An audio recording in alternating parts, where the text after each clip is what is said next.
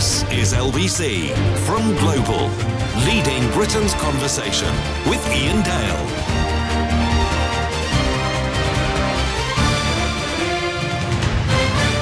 Hello, a very good evening to you. It's 3 minutes past 8 here on LBC. Well, as you know, on a Tuesday, we like to bring someone into the studio for an interview and phone in. And obviously, we've got lots of elections coming up. We've got the local elections on Thursday.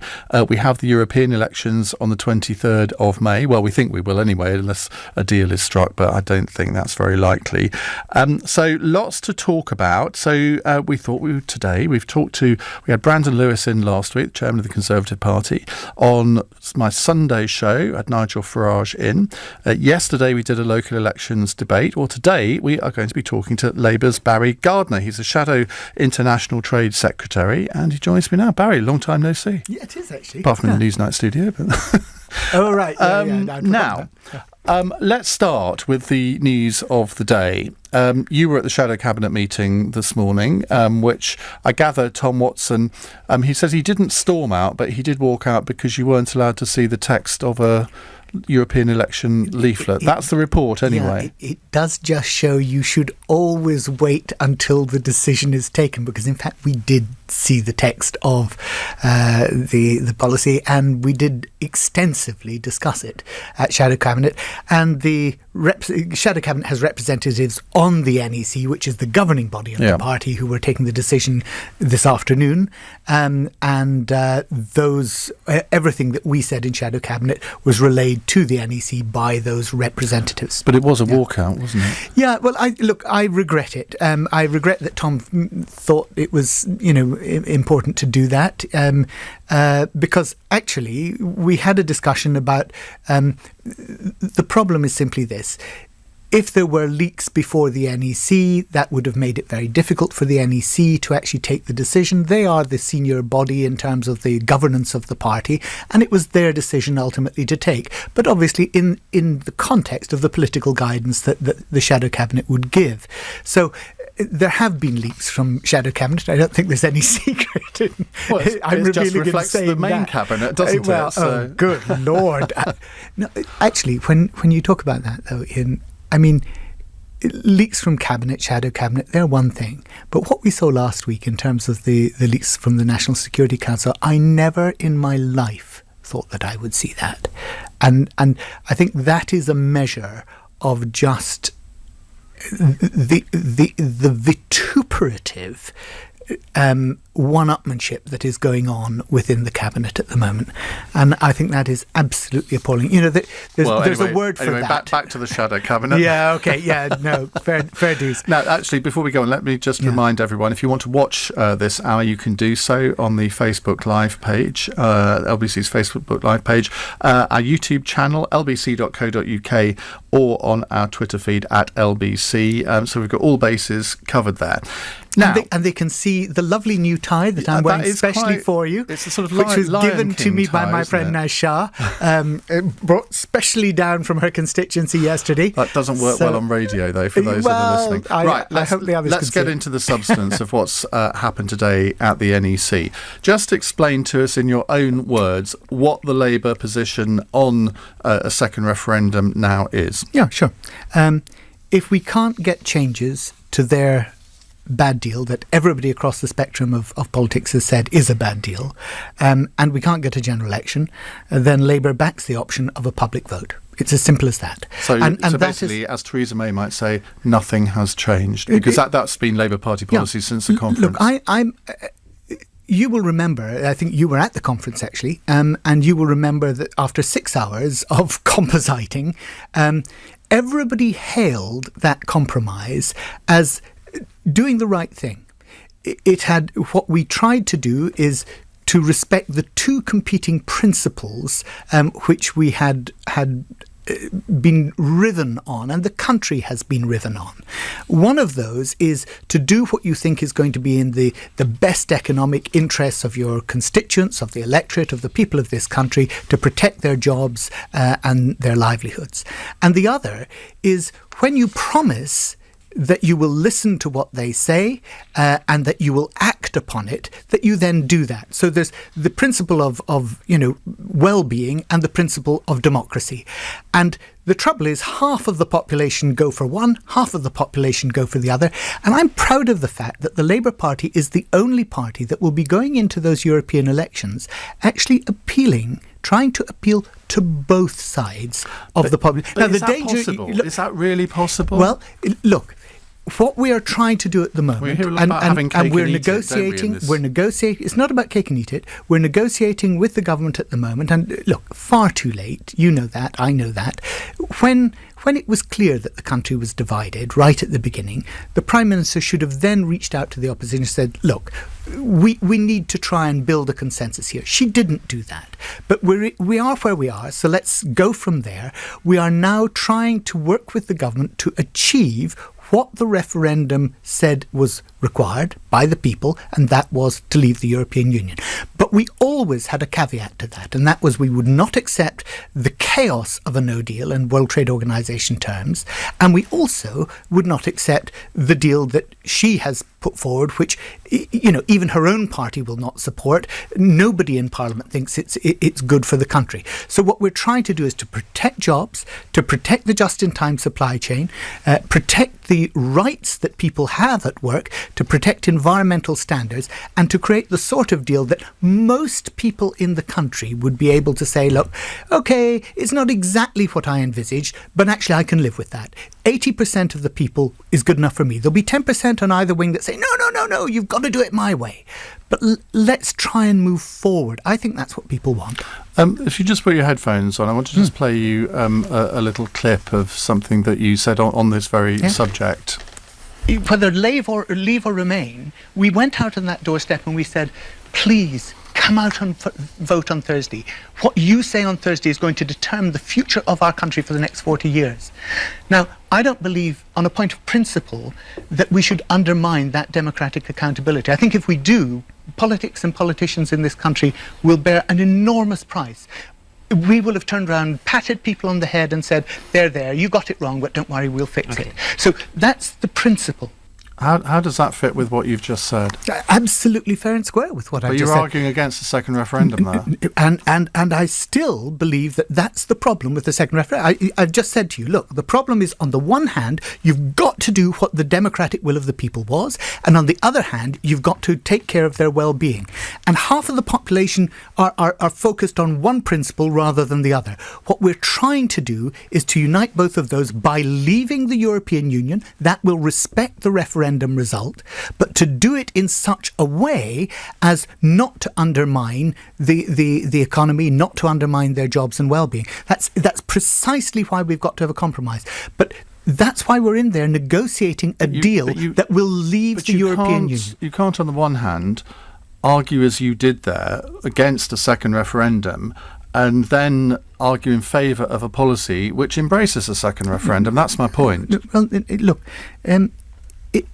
this is, I think, actually not a difficult thing to get your mind around at all. Well, I'm finding it very difficult. I know you are, but that's your job to pose the tough question to me. Seriously, that's absolutely fine. I think it's inconsistent. Yeah. I mean, let me just read you something else that you said in the Daily Mirror on the 18th of August last year. You say, if you then say to people, we did give you a vote, and actually we, the Remainers, lost the vote, but because you were stupid enough to do what you wanted rather than what we wanted, and what those people who want a second referendum are now saying is, well, because you voted in the wrong way, we'll give you another chance to get it right. That undermines the whole principle of democracy in this country. Exactly. Well, you and I are at one on that. We're absolutely one on that. And I guess that you and I are at one on the fact that when we leave the European Union, we want to do so in such a way that doesn't undermine people's jobs, doesn't undermine their livelihoods, doesn't put them out of a job, doesn't make them redundant, doesn't reduce their rights at work, whether it's their maternity rights or their paternity rights or any other rights they have at work, or environmental standards. I'm sure we're at one with that. My point to you is this. Our policy is about respecting and accepting the referendum and making sure that we leave the European Union. Tom Watson does not accept that. Look, you know very well that most of your party... You're challenging me on what I said. And I'm explaining to you that what I said is absolutely consistent with the position that the policy of our party is. But it isn't. It is. Can't be, because if you are now embracing the possibility of a second referendum, even though there are all sorts of caveats to that, that is not that does not go with what you said there. Well, look. There are two elements to this, and one is we always said in our manifesto that we accepted the benefits of a customs union and the single market. But we you're wanted against to the customs protect union and single market. No. I've got various quotes here to prove it. I'm sure you. Hang on. I've got this Guardian article here. Article, yes. Read Brexit means leaving the single market and the customs union. Here's why. That was their head. Well, that's what the article says. I've read it. Actually, sorry. Look, let's be clear about what the article does say. It says that we cannot be a member of the customs union, and you would accept that. And then you argue why a customs union doesn't work. And I argue why a customs union like Turkey would be a complete disaster. And the reason for that is that the Turkish model means that we have to accept whatever the EU negotiates on our behalf. We have no right of reciprocal access into the markets that they've negotiated I'm hearing with, you. and that would be a disaster. It would be. And but you don't actually mention in this article any other form of customs union. Because actually that was before we formulated our policy about a new customs union in which we have a say. How would that work? Well, that would work very simply. If you look at what Mercosur does in the South American customs union, the countries involved in that, they would all get together. They would agree a mandate for any negotiations that needed to be done, and then they would deliver on that mandate. But each of them would have a say, and that's how it would be with ourselves and the European Union. That's what we have proposed. Now, that's all got to be negotiated, and at the moment we're talking to the government about how we might deliver that. And the really interesting thing is, Ian, that if you look at what over time has happened, people originally, when Labour put this forward, and this was February of 2018, I think, or maybe even before that, in the Coventry speech that Jeremy made there, people said, "Oh, this is pie in the sky. It's you could never achieve that. It's absolutely unthinkable." And of course now the government is saying to us, look, let's talk about this. Let's see if this is a way through. And the European Union have said, look, yeah, this is a practical way of doing it. And in fact, you know, it's now on the table. The government has moved to where Labour Party policy has been for 18 months. And in so many respects, that's what we've seen. Labour setting the agenda, whether it was originally in having a meaningful vote, or whether it was in being allowed to see the impact assessments, or being allowed to see the financial assessments, or being allowed to see the legal advice. At every stage, the Labour Party has said, no, that's not good enough. You need to do it this way. And the government said, no, you can't. You can't have it, you can't have it. And then it's had to give in, because actually the public are clear that this needs to be something where we all come together and achieve a compromise. On the second referendum, you told Sophie Ridge back in September 2018 to have a second referendum would be to throw this government a lifeline. Do you still believe that? That was in the context of if it's their deal, the Conservative government's deal, Theresa May's deal, versus Remain. That's what's on the table now. Well, it's not on the table, actually. Well, it is. I mean, the Labour Party position, as I understand it, is you would want a confirmatory referendum if it is on the Tory deal. Yes, indeed. Yes. So do you stand by that quote? That the second referendum will be to throw the government a lifeline? I don't actually... sorry, I'm just trying to think of the context in which I said that. It was probably in the context of a general election, because I think we should be having a general election. I think when a government can no longer govern... We know that. We know that. And therefore, you know, what I was probably saying there was, look, I want a general election. I'm not wanting at this stage to have a second referendum or a public vote, because what I want is a real public vote on the incompetence of this government that's got us into this position in the first place. Now, unfortunately, I think the government is unlikely to grant us that. Just going back to what you said in the Mirror on the 18th of August about a second referendum, which I quoted earlier, that quote leads on to say this: You say you never give as much succour to the extreme right as when you cut off the mechanism of democratic change. Absolutely. If people want to be able to achieve change through democratic means, if they feel that is being denied to them, then they turn to more socially disruptive ways of expressing their views, and that is the danger here. Now, I totally agree with you on that. You put all of this together, and let me put it to you that I actually think that you don't want to remain in any form of customs union because you can see the dangers of that in terms of democracy. You don't want to stay in the single market, hang on. And you don't want a second referendum. You see, now you're actually changing the goalposts, because what people were asked was about leaving the European Union. And actually, I have to say that the right wing in this country have been very effective at persuading people that actually what leaving the EU meant was leaving the customs union. Well, David Cameron and Nick Clegg both said it during the referendum campaign. No, well, they did. They also used Norway as an example of how you could be outside of the EU and still be a thriving economy that had a relationship with the single market, within the single market. So there were all sorts of things. But you don't believe we should be in the single market?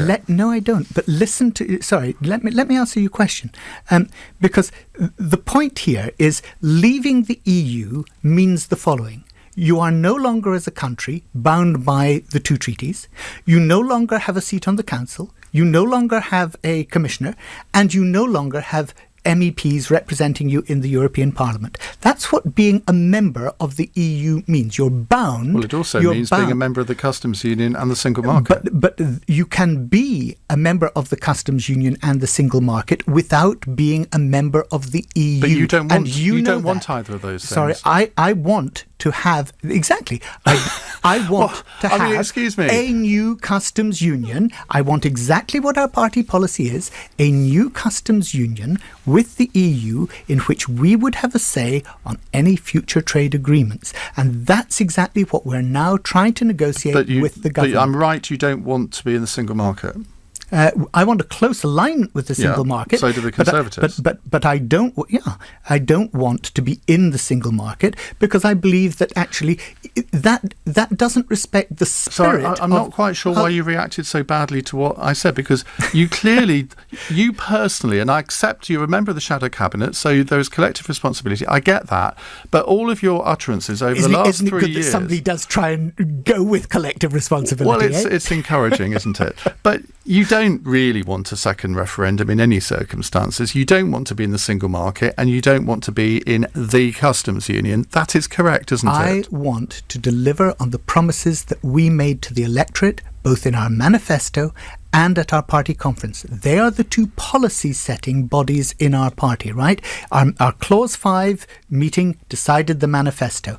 And that meant that we were committed at that point to delivering on the referendum results such that we left the European Union. But we then said the question now is how we do it. Okay, and that's where a new customs union comes in. That's where close alignment with the single market comes in.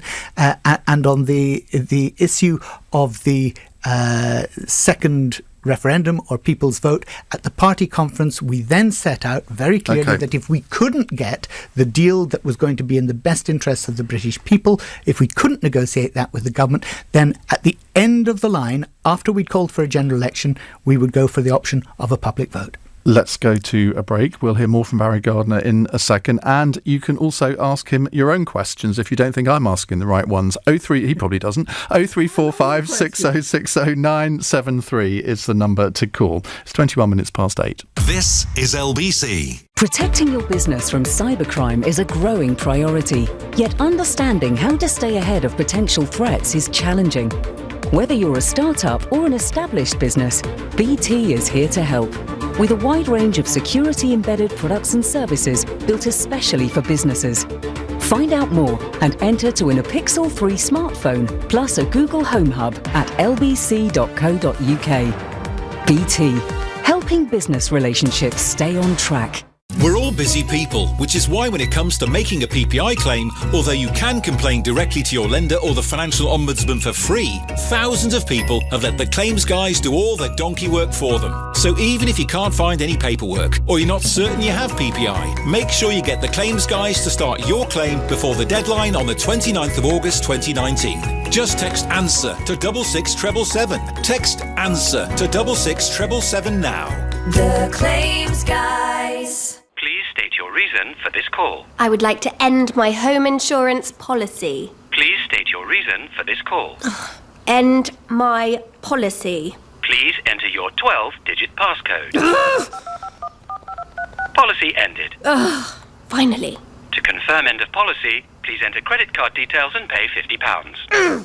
With Aviva Plus home insurance, you can pay monthly at no extra cost and with no cancellation charges. New Aviva Plus. Insurance the way it should be. Excludes Northern Ireland. It's hard to put your finger on what makes a Mini. The iconic design? Unique handling? But what really makes you smile is just its, well, sheer mininess. Get your Mini 3-door Hatch 1 Classic with LED lights and 6.5-inch infotainment screen for only $199 per month. Search Mini offers to find out more. Who's in? Mini UK is a credit broker. £2,000 initial rental. 48-month hire agreement from Mini Financial Services. Subject to status and availability. For new vehicles ordered by 30th June 2019 and registered by 30th September 2019 UK only. Guarantees may be required. Mileage and other conditions apply when you return the vehicle. T's and C's apply. Ian Dale. Text 84850. This is LBC. It's 8:24 here on LBC. Shadow Secretary of State for International Trade and Labour MP for Brent North, Barry Gardiner, is with us. We'll be taking your calls in a second. There are a couple of lines still free. 0345 6060 973. Labour has had its famous 6 tests, which I don't know whether they're a bit like the tests for the Euro, were allegedly cobbled together in the back of a cab by Ed Balls and Gordon Brown.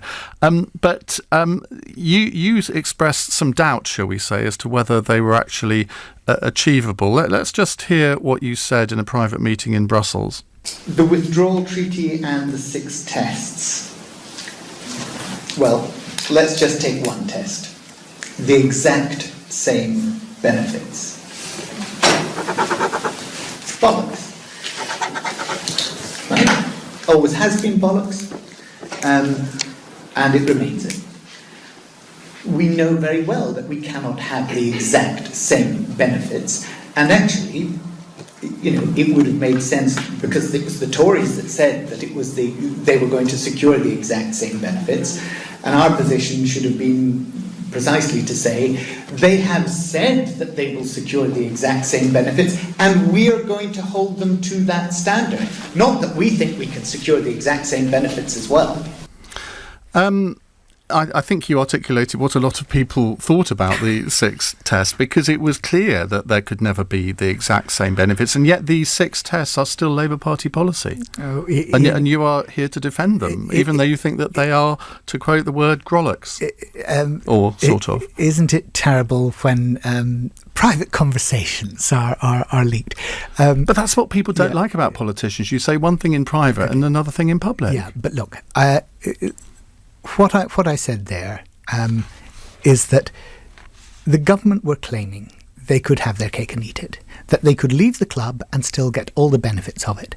I don't believe for a moment that anybody out there really thought that was possible. And actually what we said at the time was that, this is what the government said, because it was they that said it. They that said it, not us. They said that. No, but you were by having these 6 tests, you as a party was saying, well, yeah, we'll hold them to their word, but we must think that's achievable. But no, you see, I think we should have made it much clearer, and that's the point I was making, that we should have made it much clearer that this was something that they had said that was wrong, and that we should hold them to, because we would say, look, you said that you could do this, you can't. And each one of the tests, in fact, whether it was on security, whether it was on, regionalisation, all of these tests on rights, these were things that they had claimed, where we pointed out that actually they weren't going to be able to achieve it. And they haven't. Something else you said in that conversation, which we haven't got the audio of, but I'll just read it out because I think it is quite important. And I think you've actually hit on something here.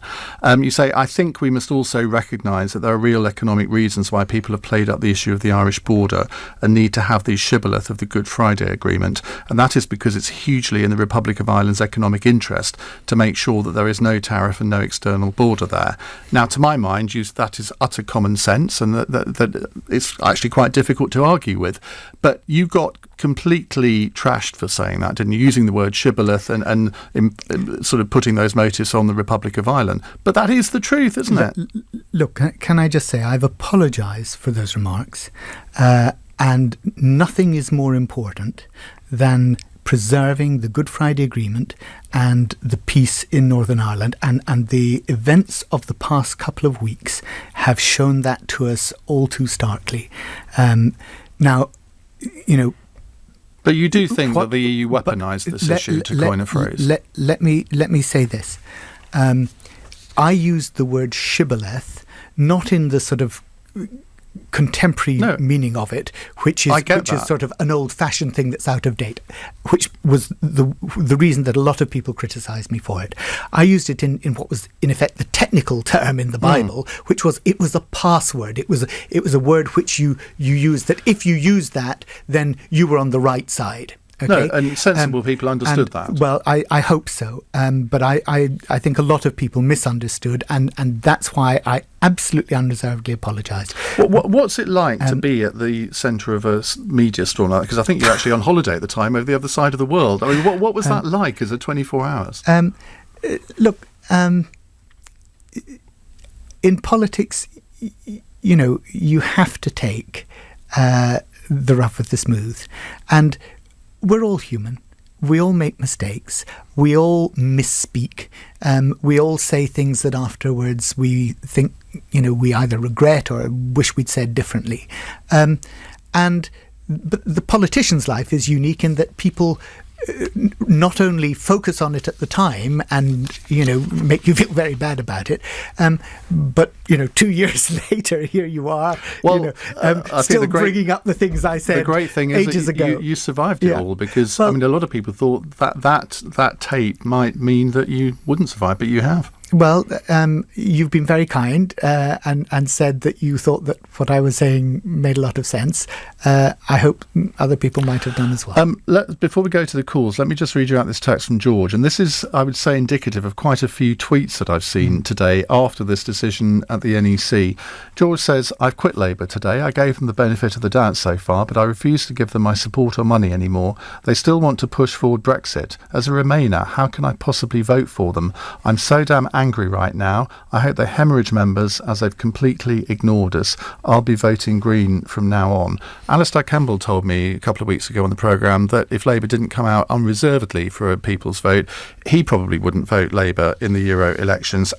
Andrew Adonis told me back in September that he didn't want Brexiteers to vote Labour. Now, he's obviously, as a candidate, he's had to row back on that. He's apologised. I mean, are you rather worried that this sort of slightly delicate fence-sitting position that you've adopted on a referendum is actually going to alienate both sides? Look, Ian, of course I'm worried. I'm desperately worried. And it's not just that I'm worried about, you know, if Labour supporters are you know, going to change their view and vote elsewhere. Well, I'm worried about the country. I'm worried about the fact that we have a deeply divided society, and more than that, we have a parliament that is deadlocked on this issue, and that's why we're trying to find a way through. Now, what George has said, you know, how can he vote as a Remainer? George, I'm a Remainer as well, right? If there were a second public vote, I would vote to remain again. I campaign to remain. I feel that economically we would be better off. You're quite a Brexity Remainer, aren't you? I try and follow the logic of the two principles and of our party policy. Okay, there are two really important principles here. One is the principle of democracy, which I am trying to be true to. The other is the principle of the economic well-being of the people whom I represent. And I believe there is an incompatibility there, which is why I'm trying to negotiate a compromise, why I want to make sure that we do leave, but we do so in a way that is minimally damaging and actually can open up a better future for us. But if you do believe that it will be damaging, why don't you effectively defect to Tom Watson's side of the debate and say, well, look, I do believe this will be damaging, that's why I think we should remain? That would show leadership, wouldn't it? Look, we have said as a party that we put the principle of democracy, and, you know, George says about how can I now do that.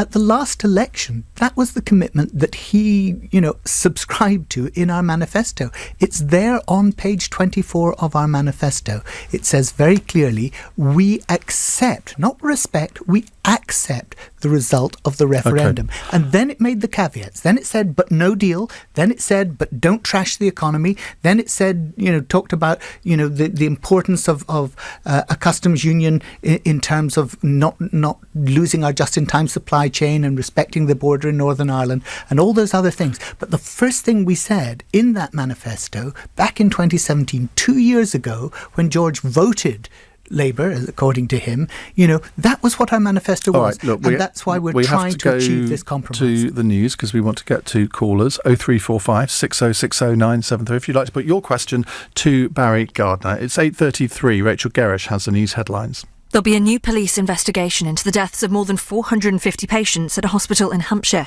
Last year, a report found many had died at the Gosport War Memorial Hospital prematurely over a 20-year period because they'd been oversubscribed powerful painkillers. A man wanted over the kidnapping and rape of 2 women in London last week, also being linked to another attack in Hertfordshire just days before. There's a £20,000 reward for help finding 34-year-old Joseph McCann. Detectives say he's extremely dangerous. Labour's worked out a plan for Brexit ahead of the European elections. Shadow Secretary of State for International Trade Barry Gardiner's told Ian on LBC they'll back a second referendum, but only if they can't secure changes to the deal or a general election. LBC weather: heavy rain spreading from Northern Ireland west into Wales and the west of England and Scotland. Drier across the east and a low later of 2 degrees. Coming up this week on LBC, Sheila Fogarty will be joined by Confused.com Chief Executive Louise O'Shea to discuss the overpayment people could be paying by staying loyal to certain companies. They'll be looking at whether customers who don't switch utilities or insurance companies end up paying a premium. That's this week with Sheila Fogarty from 1 p.m. with Confused.com and LBC. This is LBC. It can be tough, and things don't always go to plan. But you wouldn't have it any other way. Because running your business is your passion. And with a ton of payload and a DAB radio, the Renault Traffic is one thing off your mind. Now from $199 per month. Business users only. Prices exclude 20% VAT. Finance provided by Renault Finance. Offer based on Renault Traffic Business on contract hire. Initial payment of 2388 followed by 47 monthly payments of 199. Subject to status. 18 plus. Order by 1st of July and register by 30th of September. T's and C's apply. Participating dealers search Renault Traffic. Buying workshop delights and travelling to meetings off-site. Fancy client biscuits, last-minute train tickets, light bulbs, booking flights, meeting snacks, black cabs. You do the maths. Say hello to Soldo. All expenses paid. Prepaid business expense cards for you and your team, so you can decide who can spend what, where. And no one has to spend their own money at work. A win-win for you and your business. Sign up for free at soldo.com. Terms and conditions and card delivery fees apply.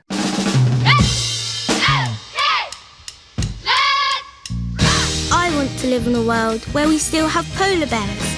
I want to live in a world where we can breathe cleaner air. Where we use more sustainable energy. Where we burn less fossil fuels. Where we are kinder to our environment. Where we reduce CO2 emissions. Where we take climate change seriously. We all want to make big changes to help our planet. But sometimes to make big changes, we have to start small. Smart meters can't solve climate change on their own, but with the smarter, more energy-efficient grid they help to create, they're a start. I want to live in a beautiful world. Search I Want a Smart Meter or call 0300 131 5555 today from the Campaign for a Smarter Britain. Calls from UK landlines and mobiles charged at a standard rate.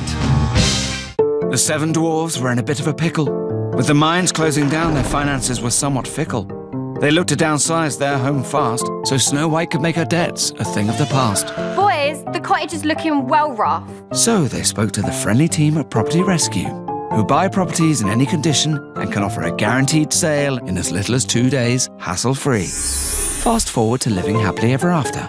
Visit propertyrescue.co.uk. Property Rescue. Fast forward to sold. Unlock the city with the new Range Rover Evoque. Know your side streets. From your inner city beats. Know your underbelly and where to fill your belly. Your lamb, madam. Know your north. from your south. Live for the city with the new Range Rover Evoque. Land Rover, above and beyond. Ian Dale on LBC. Text 84850. It's 8:37. Barry Gardiner is with the Shadow Secretary of State for International Trade and Labour MP for Brent North. He's about to take your calls. 0345 6060 973. Paul is a first-time caller from Lambeth. Hello, Paul. Good evening. How are you both? Hi, what would you like to ask Barry? I'd like to ask Barry how much of the policy announcement today was about mitigating losses for into the Farage party and the Change UK party, i.e. prevent Leave voters and Remain voters from actually leaving, as well as continuing to allow Jeremy Corbyn to be personally evasive with his own views about whether he wants to leave or remain. Paul, I think the answer, there's two questions there. Let me try and tackle both of them. It's not about mitigating losses to Brexit. It's about trying to respect the fact that one half of our citizens disagree profoundly with the other half. And what we're trying to do is genuinely to try and reconcile those two halves. Try to bring people together in a way that says, yeah, we will respect democracy and we'll do it in a way that doesn't damage us as a society. How would a second referendum do that? Because it would inevitably be, I would suggest, more divisive than the first. Well, I think you've exactly said that that's one of the problems with having a second referendum. If it gets to that point, that is saying that we're putting one thing over the other. We're trying to reconcile democracy and the economy together. The second point where you said to allow Jeremy Corbyn to be evasive about his own view. In fact, Jeremy's been very clear about his own view on the European Union.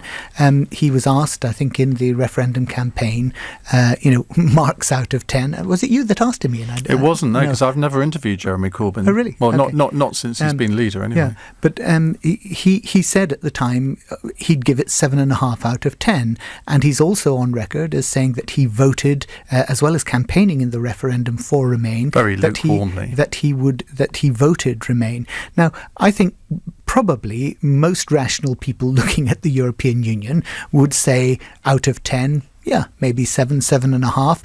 It's not a perfect institution, but it is, on balance, I believe. You say most people. Well, clearly most people wouldn't, because 17.4 million, the majority, more than a million. Yeah. This is what a lot of people forget. They say it was a very narrow majority. It wasn't. It was 1.4 million people. Yeah. Well, Ian, indeed. But I'm trying to address Paul's point, and Paul's point, I think, was that he thought that Jeremy Corbyn had been evasive in saying what he felt about the European Union.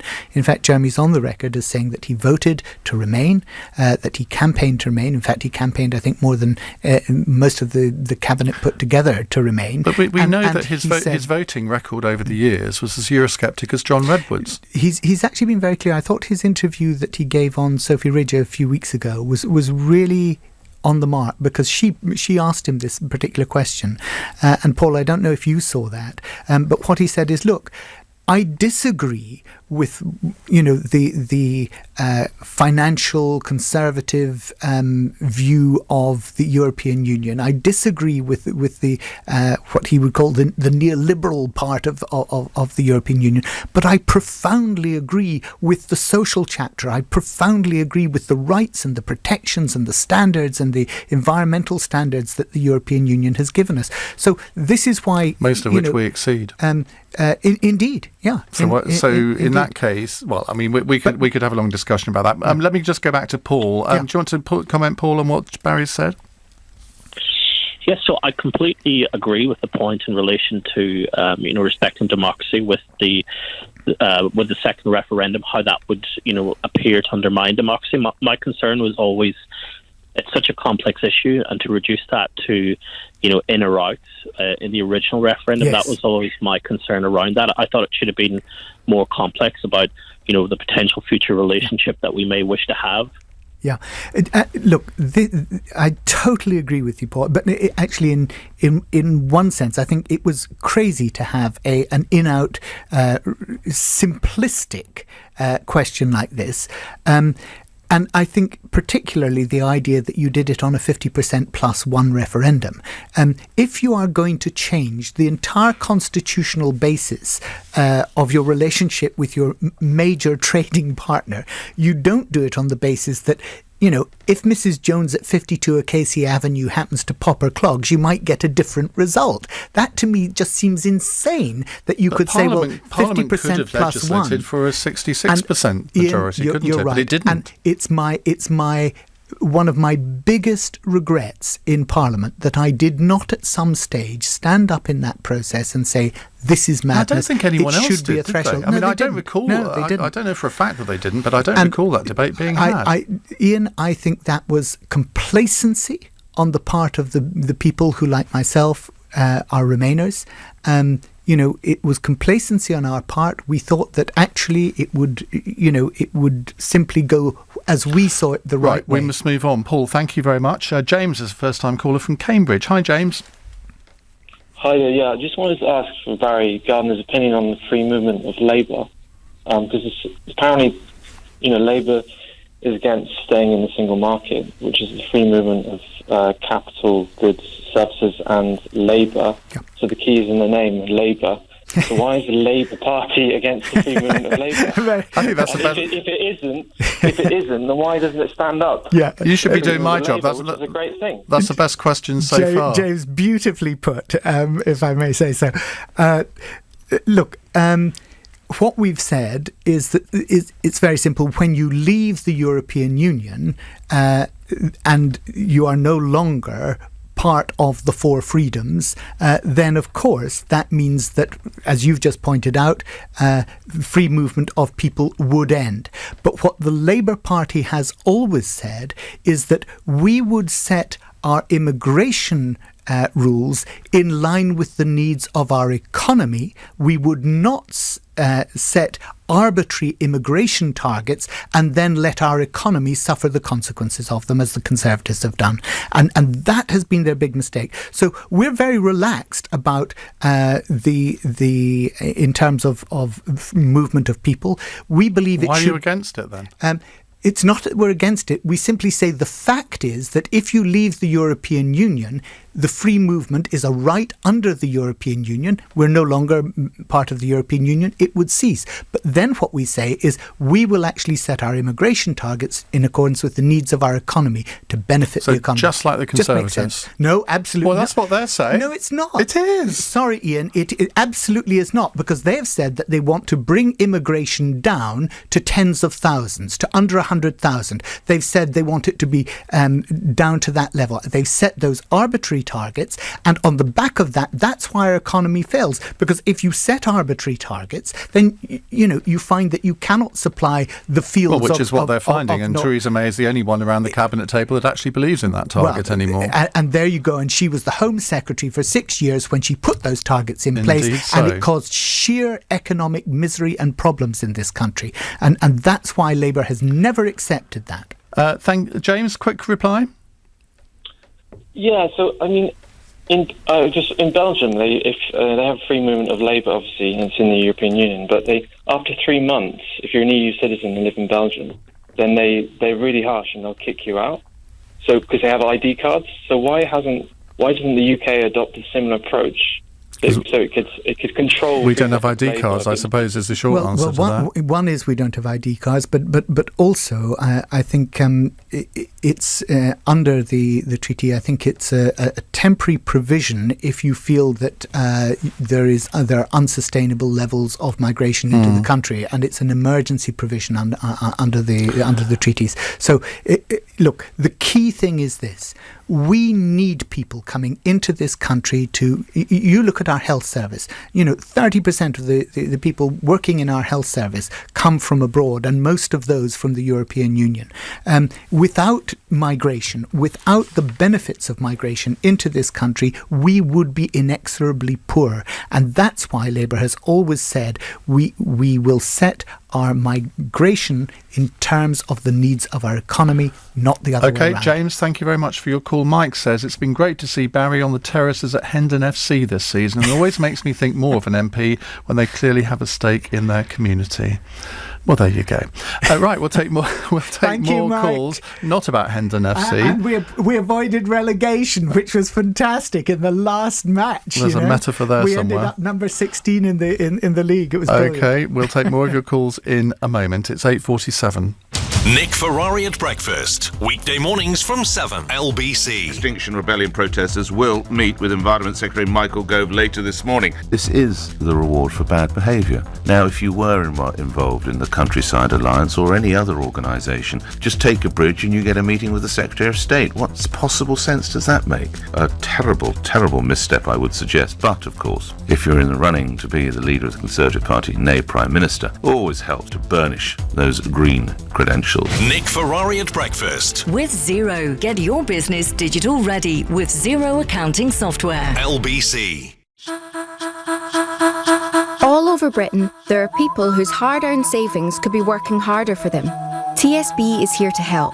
Their 2-year fixed-rate cash ISA gives you 1.7% AER interest, tax-free, paid each year on the anniversary of your account opening. So if you feel like you're missing out on making the most of tax-free savings, why not go into a branch or search TSB to find out how you could be better off? Minimum £3,000 deposit, withdrawal charges apply. There she is. 100 litres still. Locally sourced juniper berries, our very own small batch distillery, and it all fits in the garage. Well, I said I wanted some home gym equipment, Peter. Gym? Trouble hearing? At Specsavers Audiologists, we have invisible hearing aids from £495. Book a free hearing check today.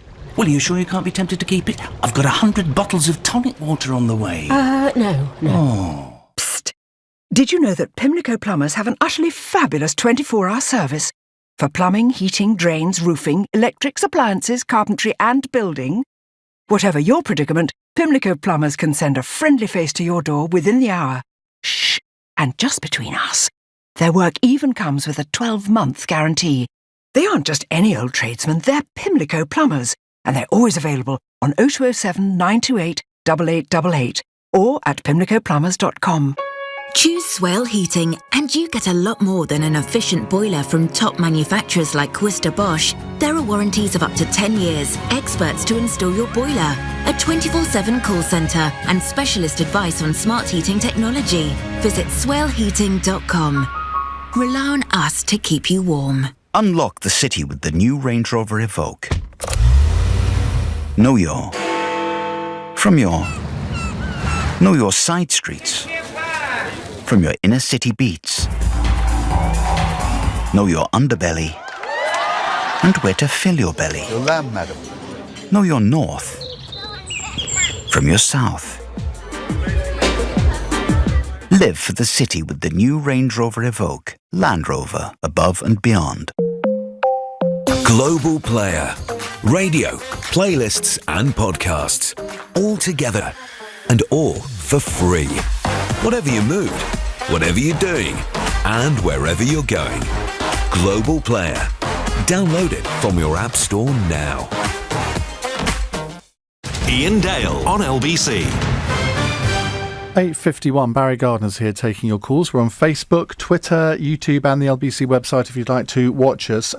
Martin in Yorkshire has tweeted, Jeremy assured us that the Leader's Office would never involve itself in the anti-Semitism complaints process, and yet Laura Murray from the Leader's Office has just been made head of complaints. Why this snub to the Jewish community?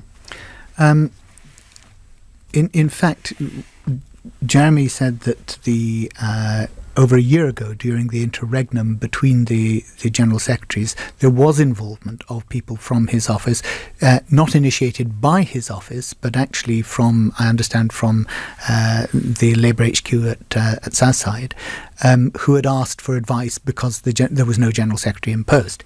That ended when the new General Secretary came into post. The new position, or one of the new positions that has been set up under the new General Secretary, was then opened, and somebody from Jeremy's office applied for that position and was successful. But that does not mean that, Jeremy's office has interfered in those processes, nor will she is the daughter of Andrew Murray, who is one of Jeremy Corbyn's closest advisors. So whatever the truth, there'll always be the suspicion that this is a way of controlling the process. I reject that, and I think it's actually... I don't want to go into names of people, because I think, those are people who can't come onto your programme. They're not politicians. They are servants of the party or civil servants. These people should not actually be exposed in that way. I think if nepotism is alleged to be involved, I think, unfortunately, you do have to name names. Well, look, if there was any suggestion, if anybody had any suggestion that, that person's father had used influence, or anybody connected with that person had used influence in order to secure the job, that would be absolutely a legitimate question. Let's just move it on to something that's broken this evening in the Times. They've got a story. Jeremy Corbyn wrote a foreword to a book about Jews controlling the banks and the press. In 2011, he agreed to endorse a new edition of J.A. Hobson's 1902 book, Imperialism, a Study. And this book makes all sorts of rather lurid claims about the involvement of Jews in the financial sector, etc., etc. It invokes the Rothschild conspiracy. And yet Jeremy Corbyn praised Hobson's correct and prescient passages. And I mean, there's a lot more that I could read out here. I've showed you the article. I mean, is this ever going to go away? Well, look, Ian, the first thing to say is that I had not seen this until you passed it across the table to me, so it's very difficult for me to comment on it.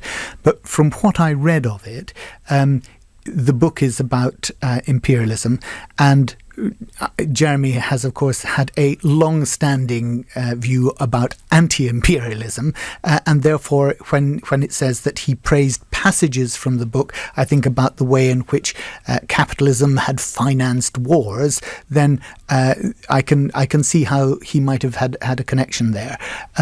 But if you read a book that had sort of racist passages in it, you wouldn't dream of endorsing it, would you? I think the point is here that this is a book from 1902. That Hobson himself, I think, died in 1940, and therefore what you're doing is you're talking about this as a historical account. That's very different, I think, from endorsing a book that perhaps came out today, making anti-Semitic allegations. It isn't, because if a book contains anti-Semitic passages, I can't see why anybody would endorse a book like that. It doesn't matter when it was written. You would just automatically decline the offer of writing a foreword, wouldn't you? That might well be the case. Look, you asked the question, when is all this going to go away? I hope that it's going to go away when the new General Secretary, Jenny Formby, has carried through the commitment to make sure that all of the cases which have been reported to the party, where party members have been involved, and a number of the cases that have been reported were not party members, have been acted upon and decisive action taken to exclude those people from the party and to expel them.